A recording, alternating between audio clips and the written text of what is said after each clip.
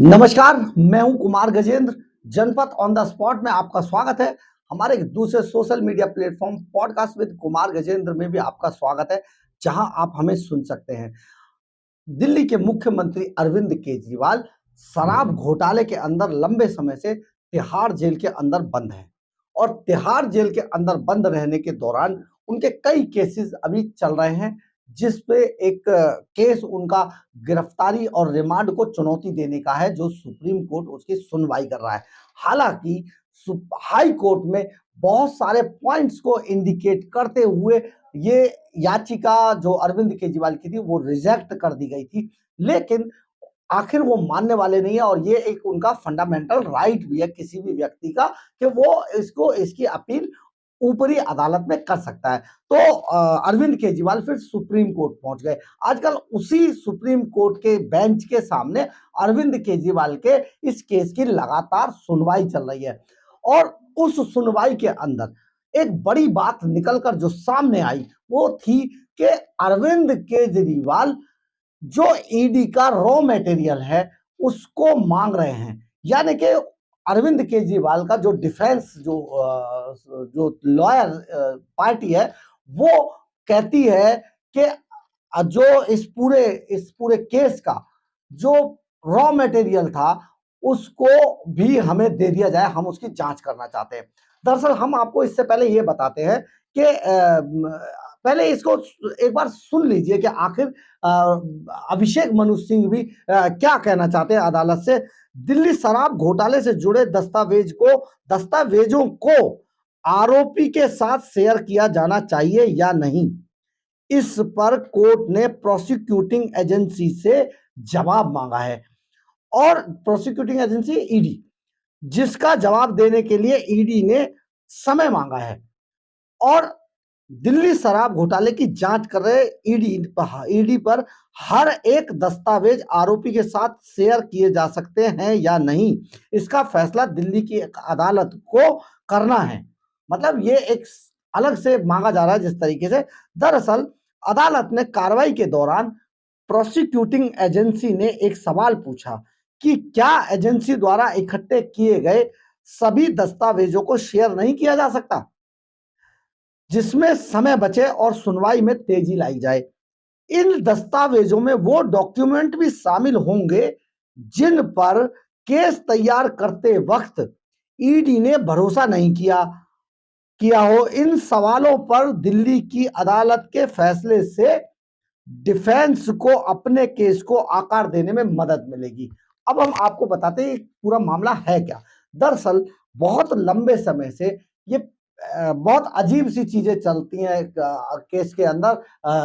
इनके मामलों में ये सब चल रहा है कि जो होता क्या है, जब कोई भी एजेंसी अपना केस तैयार करती है उस टाइम पर बहुत सारे डॉक्यूमेंट ऐसे भी सामने आते हैं जिनकी कोई अहमियत नहीं होती है, लेकिन वो चिट्ठे के साथ उसको अलग से रख दिया जाता है, लेकिन उनको जो चार्जशीट होती है उसमें नहीं लगाया जाता, जिसको raw material investigation of raw material कहा जाता है। वो इन्वेस्टिगेशन ऑफ रॉ मटेरियल जो है उसकी बहुत ज्यादा अदालतों में उनकी जरूरत नहीं होती है, लेकिन अरविंद केजरीवाल के जो डिफेंस जो लॉयर हैं वो इस सब को भी इकट्ठा करके मांगना चाहते हैं। अब इसमें किस तरीके की चीजें हैं जो ईडी को बहुत ज्यादा मुश्किलें देगा और समय क्यों बर्बादी होगी इससे, जिसका कोई लेना देना नहीं होगा। अब उसमें ऐसे ऐसे ऐसे डिजिटल जो कंप्यूटर सिस्टम्स हैं उनकी जो पूरी डिटेल्स इन्होंने ईडी ने निकाली थी, उन पर जो दस्तावेज तैयार किए गए, बहुत सारे मोबाइल फोन्स थे, बहुत सारे सीसीटीवी फुटेज थे, बहुत सारे फोन की लोकेशंस थी, सीडीआर्स थी। ये सारी चीजें बहुत सारी ऐसी थी जिन पर और बहुत सारे लोगों के बयान थे जिनको ये देखते हुए कि ये अभी इनको केस में इनकी जरूरत नहीं है, उनको चार्जशीट में नहीं लगाया गया था। आप उदाहरण के लिए एक चीज समझिए कि मान लीजिए कि जो जो रूंगटा बंधु थे, या आप समझिए कि दिनेश अरोड़ा थे, जो कि अरविंद केजरीवाल एंड कंपनी बार बार जिसको साबित करने की कोशिश करते हैं और अपनी प्रेस कॉन्फ्रेंस में इस मुद्दे को उठाते हैं। सपोज कीजिए कि एक आदमी था मंगूटा रेड्डी। मंगूटा रेड्डी ने 10 बार ईडी को बयान दिया, क्योंकि क्या होता है कि ईडी और दूसरी एजेंसियों में एक फर्क है।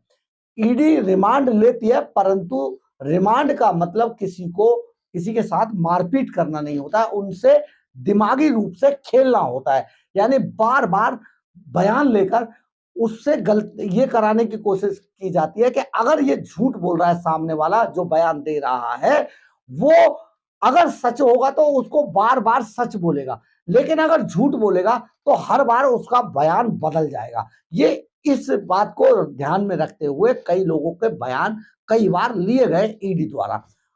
ईडी के अलग अलग अफसरों ने अलग अलग समय पर अलग अलग बयान दिए। अब मंगूटा रेड्डी 10 बार बयान देता है, मान लीजिए 9 बार वो बयान देता है।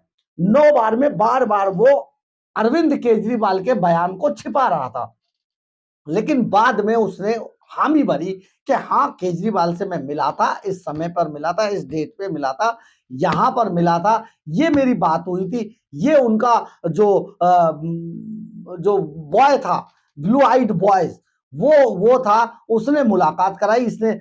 अब जब ये जो बयान मंगूटा रेड्डी ने ये वाला दिया और सारी चीजें पॉइंट टू पॉइंट बताई जो ईडी के क्वेश्चंस में थी, उनको जब पूरी तरीके से बताया, तो इस बयान को धारा 164 के सीआरपीसी की धारा 164 के तहत जुडिशियल मजिस्ट्रेट के सामने रिकॉर्ड कराया गया। तो जब चार्जशीट में उसको शामिल किया जाएगा तो इस बयान को जो आईपीसी की धारा 164 के तहत दर्ज कराया गया है, उस बयान को चार्जशीट में लिया जाएगा, क्योंकि वो जुडिशियल मजिस्ट्रेट के सामने रिकॉर्ड हुआ है। और बाकी के जो 9 बयान है उनको रॉ मटेरियल में रख दिया जाएगा। तो अब जो प्रोसिक्यूशन है, जो डिफेंस है, वो डिफेंस अब यानी कि केजरीवाल अब ये मांग कर रहे हैं कि जो रॉ मटेरियल भी लिया था उसको भी हमें दे दिया जाए, ताकि हम उसमें ढूंढ सकें कुछ। और इसके अलावा बहुत सारे कंप्यूटर्स की 170 मोबाइल फोनों को जो तोड़ा गया, कंप्यूटरों से जो लाखों ईमेल मिले, जो मनीष सिसोदिया के कंप्यूटर से जो लाखों की तादाद में ईमेल बरामद हुए, जिनके आधार पर शराब घोटाले का फर्जी सर्वे करवाया गया था, वो भी सारी चीजें हैं। तो ऐसा बहुत ज्यादा एक डिजिटली जो और मैनुअली रिकॉर्ड का बहुत सारा पुलिंदा बन चुका है, बहुत सारा अंबार लग चुका है, जिसको मांग कर अब अरविंद केजरीवाल एक तरीके से एक और नई समस्या पैदा कर रहे हैं जो ईडी है उसके लिए। तो ये सारी चीजें बहुत गंभीरता से ली गई हैं, लेकिन अभी अदालत को इस पर फैसला करना है कि ईडी उसमें देगा या नहीं देगा, या देना चाहिए या नहीं देना चाहिए। ईडी अभी 2 दिन कुछ नहीं होगा, शुक्रवार को अरविंद केजरीवाल के केस की फिर से सुनवाई होगी, तब देखते हैं ईडी जवाब क्या देगा। हालांकि अब तक अदालत 2 बार 18 अप्रैल और 26 अप्रैल को ईडी को ऐसा करने के लिए कह भी चुकी है। हालांकि एजेंसी ने इसके लिए और समय मांगा है। स्पेशल जज कावेरी बावेजा ने 18 अप्रैल के आदेश में कहा था, कार्रवाई के दौरान अदालत द्वारा प्रोसिक्यूटिंग एजेंसी से एक प्रश्न पूछा गया था कि बचे हुए यानी कि बिना निरीक्षण किए गए अविश्वसनीय दस्तावेजों को आरोपी या आरोपी के वकील को डिजिटली रूप में क्यों नहीं प्रदान किया जा सकता, ताकि समय बचे और कार्रवाई में और तेजी लाई जा सके। अदालत ने यह बात सवाल पूछा था जो ईडी है उनसे, ईडी से, कि अगर ये जो रॉ मटेरियल है, जो उनका इस तरीके का जो रिकॉर्ड है, उसको क्यों ना दे दिया जाए, दे दीजिए, ये क्या कर लेंगे, उसमें से क्या निकाल लेंगे। तो अभी उस पर ईडी ने जवाब दाखिल करना है, ईडी अभी उसमें बताएगी। अदालत ने उसी आदेश में कहा कि ईडी के विशेष वकील ने अदालत का ध्यान सीआरपीसी की धारा 91 के प्रावधान की ओर आकर्षित किया है। हालांकि कुछ तर्कों के बाद उन्होंने कहा कि यदि प्रस्ताव को लागू किया जाता है तो मामले में तेजी आएगी। उनका कहना है कि प्रोसिक्यूटिंग एजेंसी को यह पता लगाने के लिए 1 सप्ताह का समय दिया जाता है कि इतने बड़े रिकॉर्ड का डिजिटलीकरण करने के लिए क्या किया जा सकता है। सबको डिजिटली भी देना पड़ेगा ना, तो उसको डिजिटली करने के लिए क्या किया जा सकता है, इस पर भी इसमें समय मांगा है ईडी ने। हालांकि एक हफ्ते बाद 26 अप्रैल को विशेष वकील ने फिर से कोर्ट से इस पर जवाब देने के लिए समय मांगा था।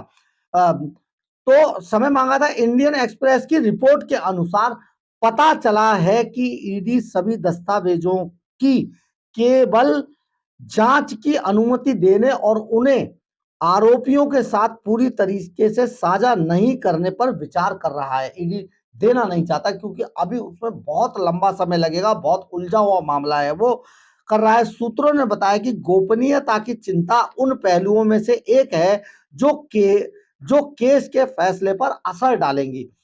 मामले की जानकारी रखने वाले सूत्रों ने कहा कि एजेंसी के पास सभी आरोपियों के उपकरणों के डिजिटल रिकॉर्ड होना एक बात है, जो उनके जो उपकरण जो बरामद हुए, चाहे लैपटॉप हो, कंप्यूटर हो, डेस्कटॉप हो, उनके मोबाइल फोन हो, ये सारे, या सीसीटीवी फुटेज हो या सीडीआर हो, उनके रिकॉर्ड देना एक बात है, लेकिन उन्हें सभी आरोपियों के साथ साझा करना गोपनीयता का सवाल उठाता है, क्योंकि कई आरोपी प्रतिस्पर्धी यानी कंपीटिटिंग व्यवसाय से हैं, मतलब एक दूसरे के कंपटीटर हैं। इसलिए ईडी को थोड़ी सी प्रॉब्लम है, पर एक हफ्ते का जवाब समय मांगा है ईडी ने, और बहुत जल्दी ये जिस तरीके से केस को उलझाने की कोशिश की जा रही है आम आदमी पार्टी की तरफ से, वो बड़ा